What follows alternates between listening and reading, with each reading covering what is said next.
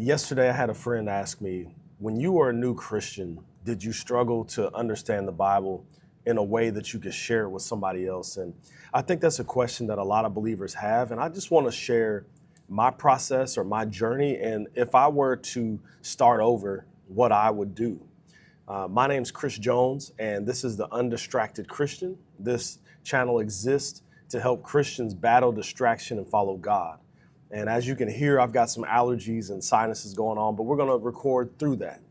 So let me share my journey with you. So I got saved in 2006, and I was in a unique place, a unique time in history.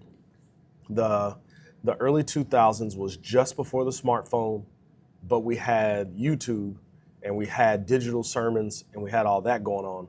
At the same time, in my life, Christian hip hop was a big, big part of my life. I had CDs, a portable CD player, and I was in high school going into my first year of college. So I was able to saturate myself in the Word through reading my physical Bible at night. That's what I did every night for like 30 minutes a night. I would kind of just, as the evening wound down, take out my 1996 NIV Bible. It was given to me in 96, and I would just read that. That's the only Bible I had. It's the only thing I knew at that time. But then I would also listen to Christian rap. I was listening to Old Lecrae, Flame, Trip Lee, Tadashi, Cross Movement, Shy Lynn, Ambassador. And if you don't know about that era of Christian rap, it was very biblical, very theological. In fact, it's been dubbed lyrical theology. So I got a taste of theology all the time through the music. Then I was reading, and I was also attending my local church. But what really changed my life and what I'm going to share with you are of the tips for this video is when I got to college and I started getting discipled, not just through music, but also like life on life.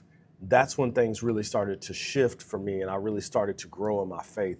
So what are my tips for your journey?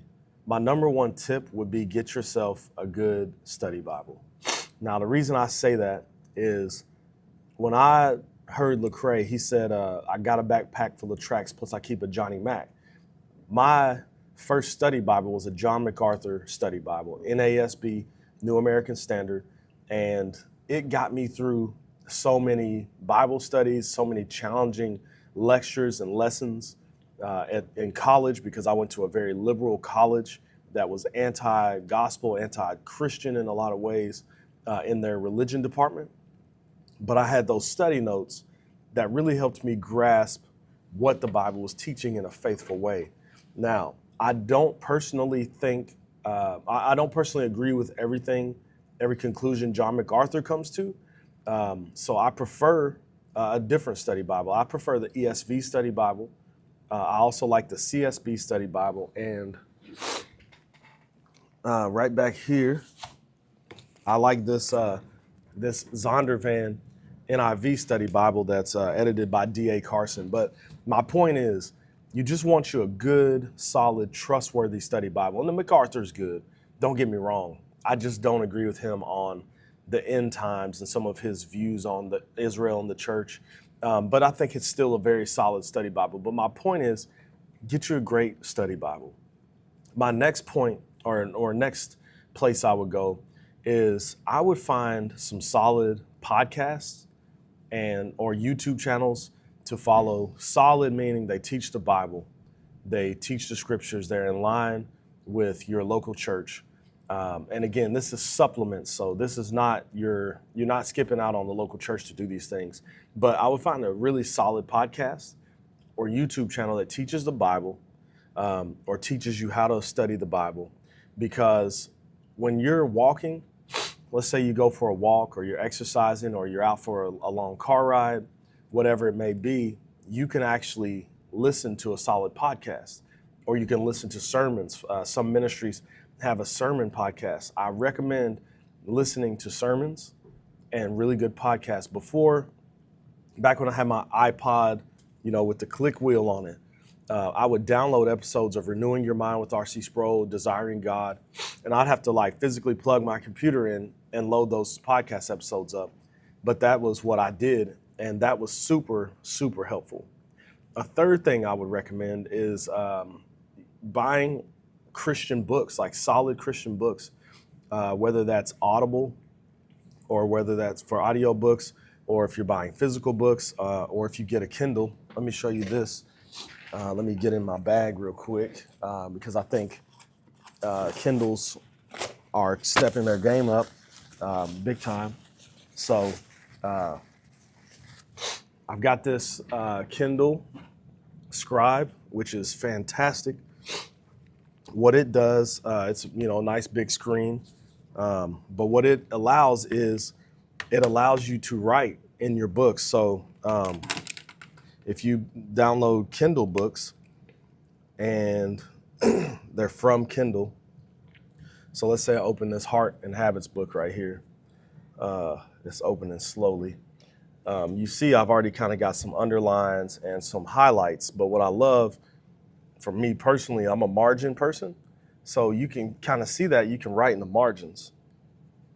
And this is a good, like, if you want to take books on the go and you want to read a lot of books, like that's a good device for that. And I'll drop a link for that in the comments. It's not cheap, but I've really been blessed by it. But the next thing I would say is like, and this will be more important, I think, than most of the other tips.